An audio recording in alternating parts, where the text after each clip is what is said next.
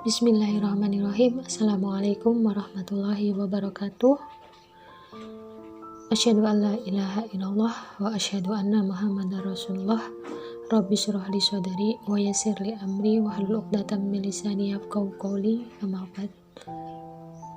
Segala puji bagi Allah yang telah memberikan rahmat dan hidayahnya kepada kita semuanya, sehingga kita semuanya dimampukan untuk liqa walaupun secara daring.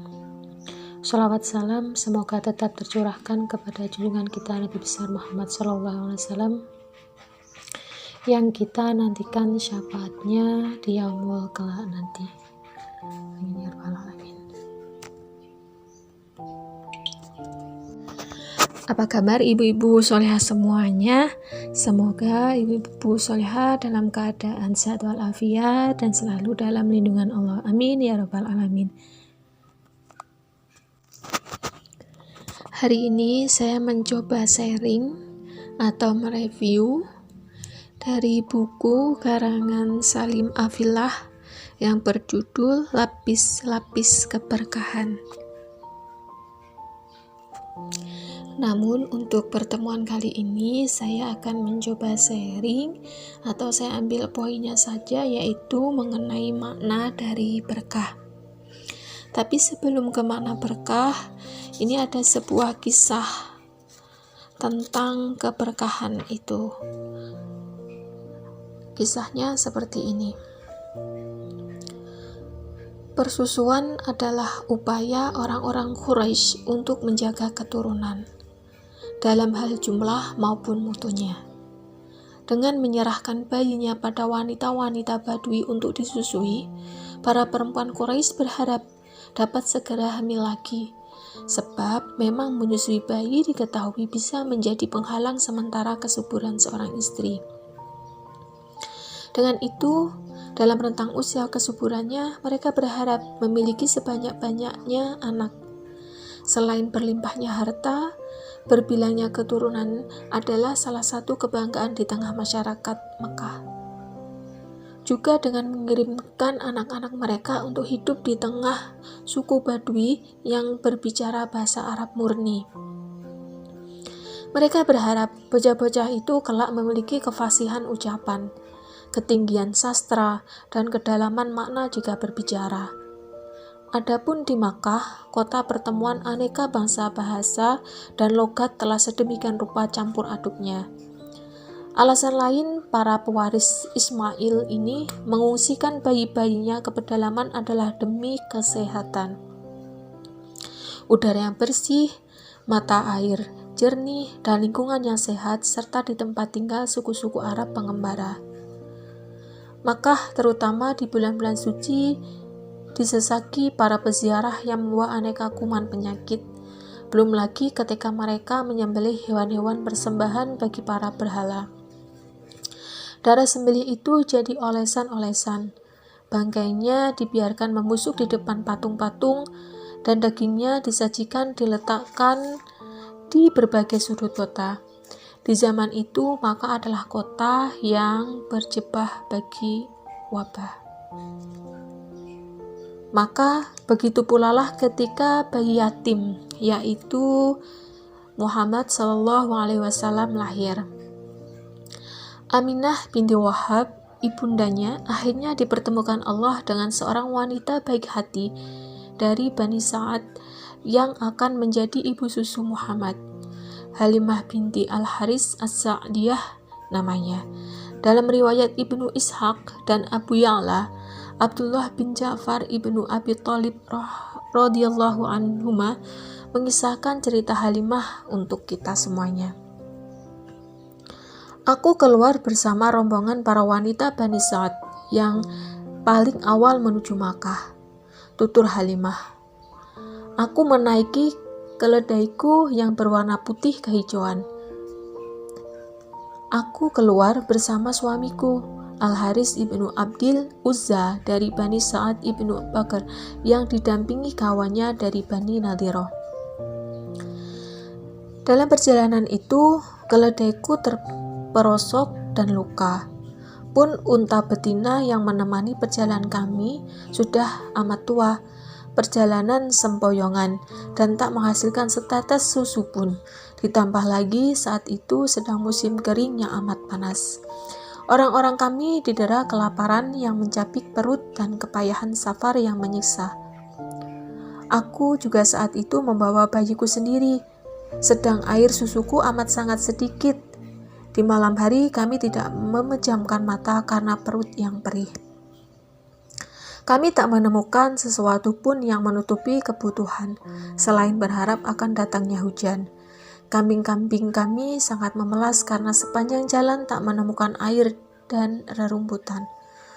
Dalam perjalanan itu, kami mengharap hujan dan jalan keluar. Sampai akhirnya kami pun tiba di Makkah. Satu persatu para wanita dari kaumku mendapatkan bayi dari para bangsawan Quraisy. Sementara tak satu pun penduduk Makkah yang berkenan menyusukan anaknya padaku, sebab melihat keadaanku yang lemah dan memprihatinkan. Adapun bayi itu cucu Abdul Muthalib, maka setiap wanita yang diperlihatkan kepadanya Shallallahu Alaihi Wasallam merasa enggan untuk mengasuhnya. Setelah dikatakan bahwa dirinya adalah anak yatim, ini dikarenakan kami setelah menaruh harapan, kebaikan dan bayaran dari ayah si anak asuh. Kami berkata, dia yatim, apa gerangan yang akan diperbuat oleh ibu atau kakeknya?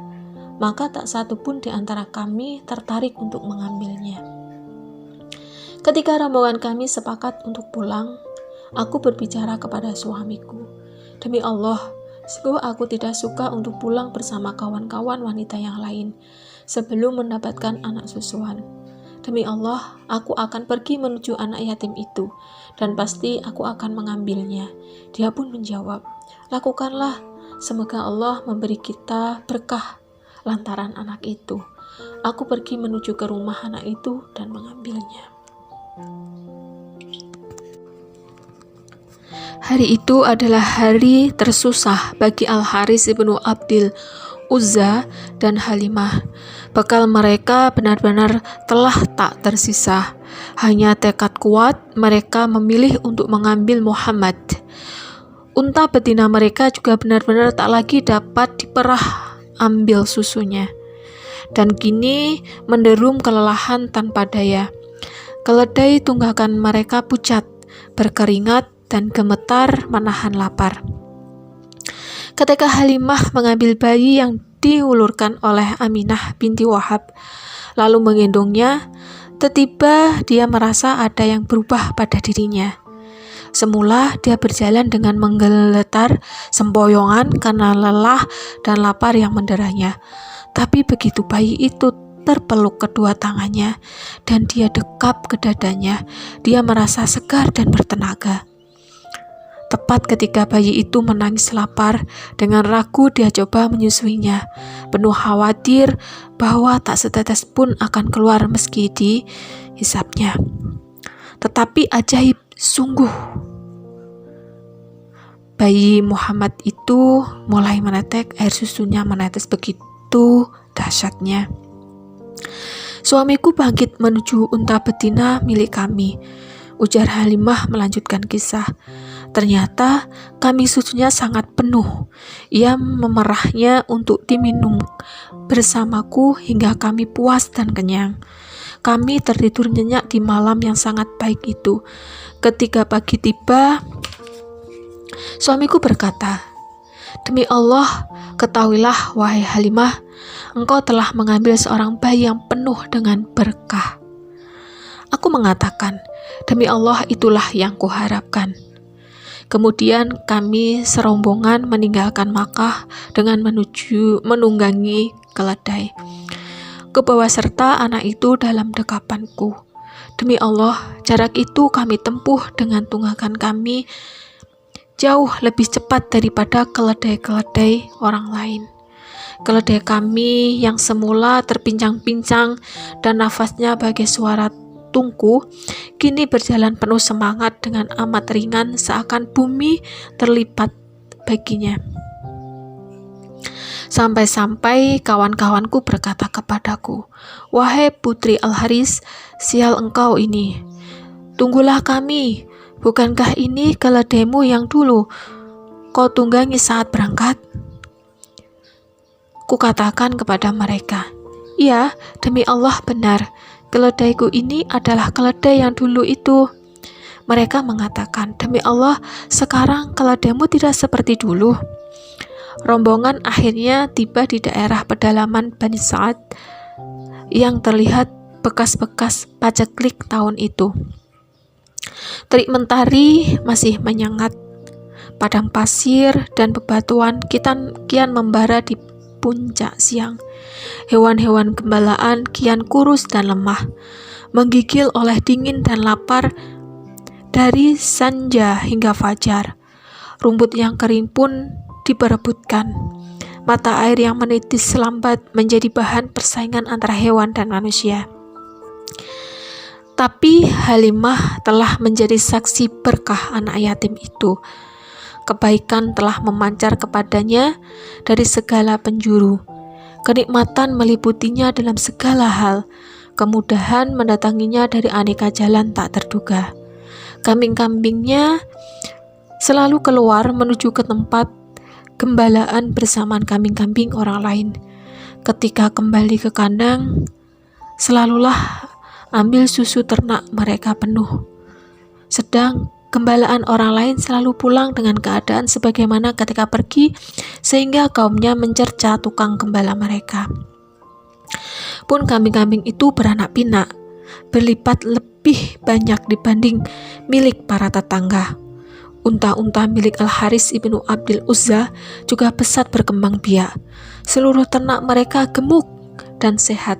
Seisi rumah diliputi keceriaan dan cinta. Anak-anak di keluarga itu tumbuh sempurna tanpa diganggu penyakit dan bahaya. Sungguh, bayi yatim itu membawa berkah.